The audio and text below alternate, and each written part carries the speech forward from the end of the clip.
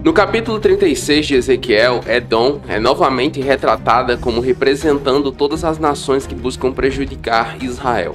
A profecia é dividida em duas seções. A primeira compara o julgamento das nações com a restauração de Israel, e a segunda se concentra na restauração pessoal dos habitantes de Israel. Deus promete a Israel que irá restaurá-lo. Além disso, fará sair a vergonha implantada pelo cativeiro e humilhará as nações que se alegraram com seu sofrimento. O Senhor deixa mais uma vez claro que o motivo do seu juízo sobre Israel foi o procedimento deles. Profanaram o nome do Senhor e o seu santo templo. Além disso, prostituíram com os deuses das outras nações e abandonaram a aliança com o Senhor. Contudo, ele promete que irá restaurá-los. A dor, a vergonha, a fome, a miséria, a derrota, enfim. Tudo isso será substituído pela graça de Deus e o seu favor. É sobre isso que vamos refletir no estudo de Ezequiel 36. Então se inscreva no canal e ative todas as notificações para que você não perca nenhuma parte dessa série. E fique comigo até o final, porque há uma palavra de Deus para você. O capítulo 36 de Ezequiel pode ser dividido em três partes que vão do versículo 1 ao versículo 38. Lembrando que eu não vou ler todos os versículos deste capítulo para que o estudo não fique tão grande. Mas se você quiser um comentário mais detalhado deste capítulo, é só você acessar jesuseabiblia.com, Ezequiel capítulo 36, e você vai ter um comentário mais detalhado de cada uma das partes deste estudo. Além disso, por lá você também vai poder acessar esse mapa mental que eu estou usando aqui no estudo, tá bom? Vamos lá? A primeira parte do estudo aqui, a introdução, que vai do versículo 1 ao versículo 7, diz o seguinte, o versículo 7. Portanto, assim diz o Senhor Deus, eu levantei a minha mão, jurando assim, certamente as nações que estão ao redor de vós suportarão as suas próprias ofensas. O que é que o Senhor Deus está nos comunicando aqui? Algumas coisas importantes que nós precisamos ter em mente ao ler esta parte de Ezequiel capítulo 36. Primeiro, nessa seção é abordado o juízo sobre os inimigos de Israel. Nessa primeira parte, Deus declara que os inimigos de Israel serão julgados por suas ações. Aqueles que perseguiram e zombaram de Israel enfrentarão consequências por suas ofensas contra o povo de Deus.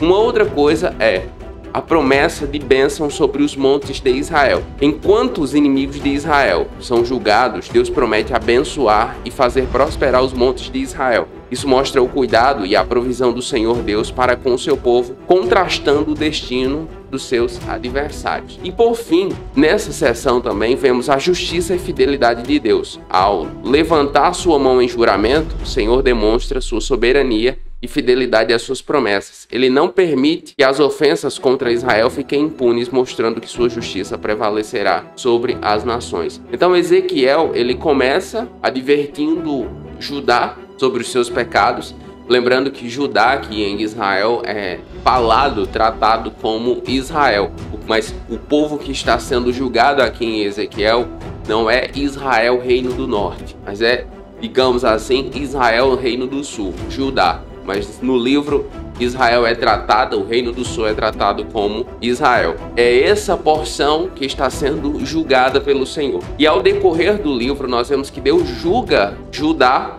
por seus pecados, por ter visto que ele fez com o reino do norte e não se arrependeu. Se você quiser saber mais sobre isso, é só você assistir a minha playlist sobre Isaías, o profeta Isaías, e também, se você está chegando agora no estudo, começar a estudar o capítulo de Ezequiel do capítulo 1, que aí você vai entender melhor essa questão. Mas aqui depois nós vemos que o Senhor julga Judá primeiro, Israel, depois ele julga as alianças com quem o povo dele colocava sua confiança, e agora o Senhor Deus vai julgar os inimigos de Israel, de Judá, do seu povo, aqueles que se alegraram com sua ruína. Isso mostra como o Senhor Deus é soberano sobre a história.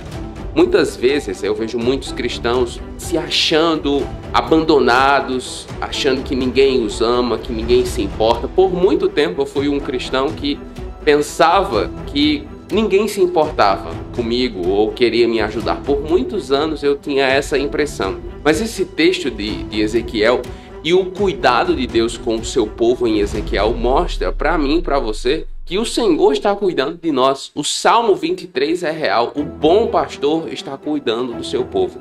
E muitas vezes nós estamos como Agar no deserto. Deixamos as nossas coisas para lá, o chamado, a vida, tudo que Deus tem para nós deixamos para lá e decidimos nos afastar, nos distanciar, muitas vezes morrer, enterrar a fé, abandonar o relacionamento com Jesus. Mas o bom Deus, como um bom pastor, vem atrás de nós, cuidando, guiando, guardando a nossa alma. Aqui a promessa de Deus é: eu vou julgar seus inimigos. As pessoas que lhe fizeram mal, Israel, as pessoas que podiam lhe ajudar e não fizeram nada. Eu vou julgar esse povo, eu vou julgar aqueles que torcem contra você e trabalham para lhe fazer mal. Então, coloque a sua alma, a sua esperança, e se você se sente injustiçado ou injustiçada, coloque essa expectativa no Senhor. É certo, e no tempo certo, Ele fará justiça. O texto continua, e aqui na segunda parte nós vamos ver, dos versículos 8 ao 38, mais uma vez o Senhor promete a restauração e a bênção sobre o seu povo. Veja o que diz os versículos 26 e 27. Também vos darei um coração novo e porei dentro de vós um espírito novo. Tirarei da vossa carne o coração de pedra e vos darei um coração de carne. E porei dentro de vós o meu espírito e farei que andeis nos meus estatutos e guardeis os meus juízos e os observeis. Essa aqui é uma promessa sensacional. Algumas coisas importantes que nós precisamos ter em mente com relação a ela são o seguinte. Primeiro, a promessa de restauração física e espiritual. Deus promete restaurar o povo de Israel tanto física quanto espiritualmente. Ele os trará de volta à sua terra, renovará a terra desolada. Além disso, ele dará um novo coração e um novo espírito ao povo, capacitando-os a viver em obediência aos mandamentos. Uma vez que Israel é levado ao cativeiro, Jerusalém fica destruída. As muralhas, o povo passa necessidade, fome mesmo, uma tragédia. Mas a promessa de Deus é de restauração tanto física quanto espiritual. Lembrando que o templo foi destruído. Segundo lugar, a graça e a misericórdia de Deus se manifestam aqui também. A restauração prometida não é resultado do merecimento de Israel, mas é um ato de graça e misericórdia de Deus. Ele restaurará e purificará seu povo apesar de suas transgressões passadas, demonstrando seu amor incondicional. Deus não restaura Israel porque Israel é bom, porque eles merecem isso. Não. Ele restaura porque ele é gracioso, porque ele é fiel à sua palavra, à sua promessa. Terceiro, o testemunho diante das nações. A restauração de Israel servirá como um bom testemunho, como um testemunho poderoso para nações ao redor, quando as promessas de Deus forem cumpridas. As nações verão a fidelidade e o poder de Deus, reconhecendo que Ele é o Senhor que cumpre as suas promessas. Ou seja, quando o povo, as nações ao redor, perceberem a restauração de Israel, eles também vão dar glória a Deus. Uma vez que eles viram sua destruição, eles também ficarão maravilhados com sua restauração. Muitas vezes é assim na nossa vida. O Senhor Deus usa tragédias, momentos difíceis, a adversidade na minha vida e na sua vida para fortalecer a nós, para nos revelar sua graça, o que é algo muito importante, porque muitas vezes eu e você, enquanto cristãos, achamos que devemos merecer o favor de Deus, a bênção de Deus, e isso não é possível. É sua graça. Hoje eu sou um cristão muito mais feliz, digamos assim, depois que eu entendo melhor a graça. Eu não vou dizer que eu entendo tudo sobre a graça, porque não seria verdade. Mas se eu comparar a minha compreensão da graça nos 10 primeiros anos da minha fé em Jesus, com essa segunda metade da minha fé, esses últimos 10 anos que eu tenho vivido em Jesus, a minha compreensão da graça mudou muito. E isso reflete diretamente no meu relacionamento com Ele, no meu dia a dia. E muito disso é fruto do meu relacionamento com Nicolas, meu filho. Porque a compreensão da graça, para mim, se tornou mais fácil a partir do relacionamento com Nicolas, em que muitas vezes eu preciso ser gracioso com ele, não porque ele mereça, não por uma coisa ou outra, não, por causa do meu amor por ele. Então, eu acredito que você, pai ou mãe, vai conseguir entender melhor o que eu estou falando.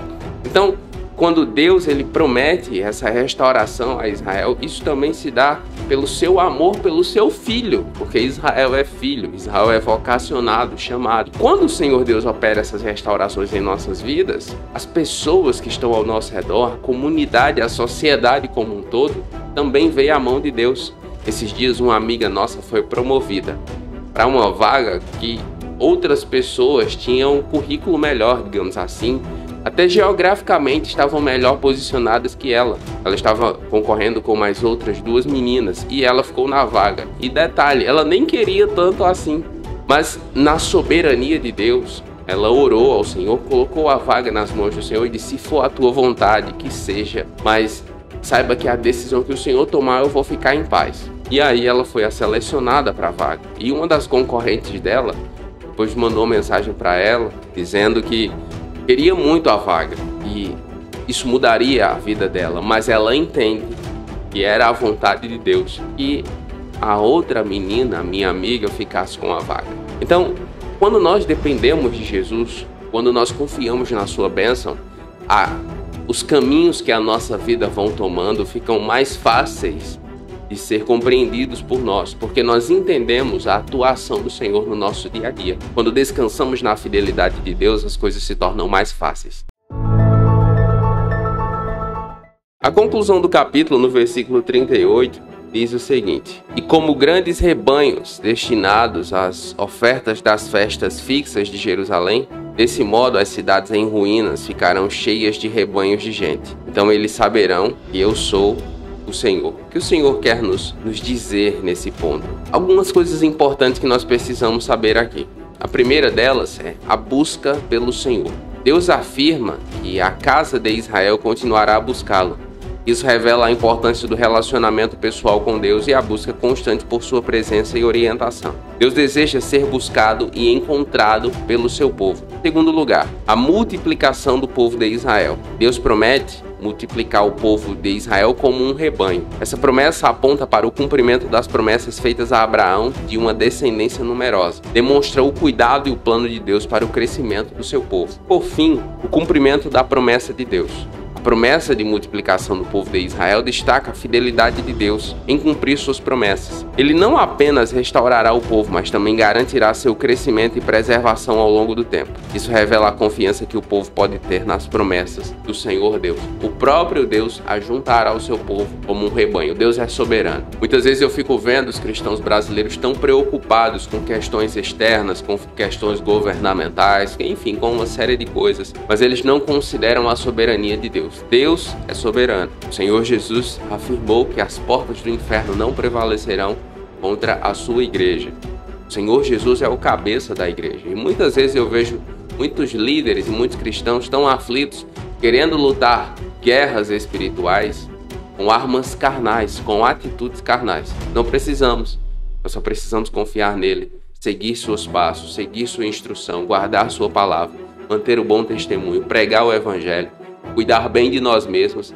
Como disse Paulo a Timóteo, fazendo isso salvará tanto a ti mesmo quanto aos que te ouvem. O que eu aprendo com Ezequiel capítulo 36? A grande lição deste capítulo para mim é que Deus é um Deus de restauração, renovação e fidelidade. Ele não apenas julga os inimigos do seu povo, mas também promete restaurar a terra e o coração de Israel. Essa restauração vai além do aspecto físico, alcançando o âmago, o centro do ser humano. Deus promete dar um novo coração e um novo espírito, capacitando o seu povo a viver em obediência e a experimentar sua presença. Essa promessa é um testemunho do caráter transformador de Deus e sua fidelidade em cumprir suas promessas. A lição de Ezequiel 36 é que, mesmo em meio às consequências do pecado e destruição, Deus está disposto a nos restaurar e nos dar uma nova vida em Cristo. É muito importante que você tenha em mente que só é possível ter uma vida abundante em Jesus se nós formos capazes de ler, entender e praticar sua palavra no nosso dia a dia. Só é possível ter uma vida abundante em Jesus por meio dos princípios da Bíblia Sagrada. Essa é a promessa do Senhor Jesus. Se você precisa de ajuda nesse sentido, eu acredito que o meu curso, Sabedoria Bíblica para o Dia a Dia, pode lhe ajudar. Com o método de estudo da Bíblia que eu compartilho nele, você vai conseguir ler, entender, praticar a Bíblia no seu dia a dia. Para mais informações sobre o curso, basta você acessar o link que está na descrição. Nos comentários, faça o seu pedido de oração e nós vamos orar com você e por você. E se você ficou comigo até aqui, escreva aí nos comentários: Deus fiel. E eu vou saber que você ficou comigo até o final. Eu oro para que Deus abençoe a sua vida e até a próxima.